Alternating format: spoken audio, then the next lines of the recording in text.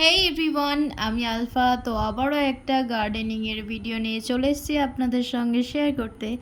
এখানে যে জবা চারাটা দেখতে পাচ্ছেন, এই চারাটা একটা ডাল থেকে হয়েছে, যেটা কিনা 1 থেকে 1.5 মাস আগে আমার মামুনি একটা ডাল এনে বসিয়েছিল। তো সেটা থেকে এই চারাটা হয়েছে।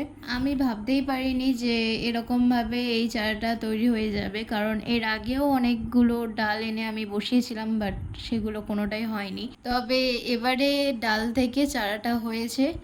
জানি না এটা কোন ধরনের জবা হবে। এবারে শুধু একটা ডাল এনে মাটিতেই নর্মালি বসিয়ে দিয়েছিল, তবে এটা থেকে তো চারা তৈরি হয়ে গিয়েছে।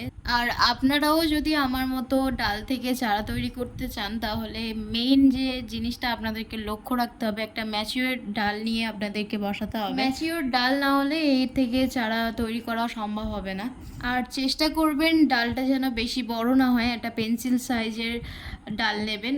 ডালটাকে বসিয়ে আপনারা কিছুদিন সেমি শেডে রাখবেন, তাহলেই আপনাদেরও চারা তৈরি হয়ে যাবে। তো আজকে ভিডিওটা এই পর্যন্ত, দেখা হচ্ছে নেক্সট কোনো ভিডিওতে। টাটা।